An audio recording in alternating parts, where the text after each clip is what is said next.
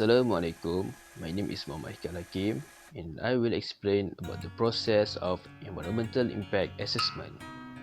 EIA is a study to identify, predict, evaluate and communicate information about the impacts of the environment of a proposed project and to detail out the mitigating measures prior to project approval and implementation. The Environmental Impact Assessment (EIA) provides decision makers with the information in order to consider the environmental impacts of a project. It should inform the decision-making process. When EIA is needed, for example, that there is a new construction such as factory, airports, dams, reservoirs, large housing projects, new building for the university faculty, or other sort of big projects, might require an environmental impact assessment. There are several stages in the process which consist of screening, scoping, baseline study, impact prediction, mitigation measures, and monitoring program. First is screening. This is to determine whether or not an environmental impact assessment is needed at all. Next is scoping. Scoping is a way of deciding which impact needed to be assessed, and that's going to vary depending on the project and the location. A baseline studies is a way of collecting data on the current state of the area at the current situation that we are in. For example, we cannot predict the effects on local transmission if we don't know which plants are already present or in what sort of numbers.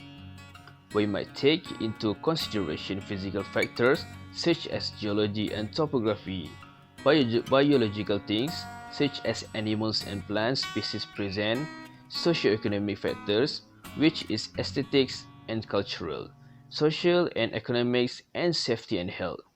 So now, obviously, might argue that socio-economic and cultural factors are not strictly the environment, but they are relevant to creating one of these reports and they are often included. Next is the impact prediction.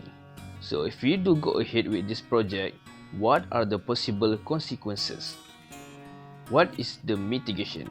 If we have established what the possible negative consequences are, how could they be reduced or how they could be prevented? Also, are there any alternatives? So could we redesign the project slightly so that we could then remove these problems? And lastly, there should be adequate monitoring and responders assessment during and after the project. There should be monitoring of the environmental condition, which may be continuously changing as the projects continue, and then the assessment of the impact of the project. There are several benefits from the EIA. There are environmentally sound and sustainable design, better compliance with standards, savings in capital and operating costs, reduced time and cost for approval, increased project acceptance, and better protection of the environment and human health. In conclusion, it ensures that the potential problems are foreseen and addressed at an early stage in the project planning and design.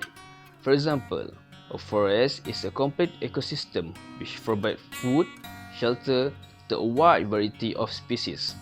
It provides firewood, timber, water catchment area, medical herbs, and so on to us humans.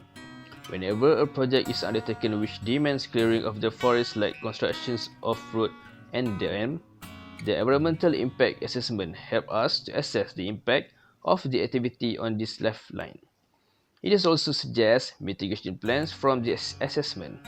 Environment impact assessment is a very beneficial step to check whether the project is environmentally friendly or not, since economic development is a result interaction between natural resources and technology, supported by design for people, so all human activity should be economic, social, and environment friendly.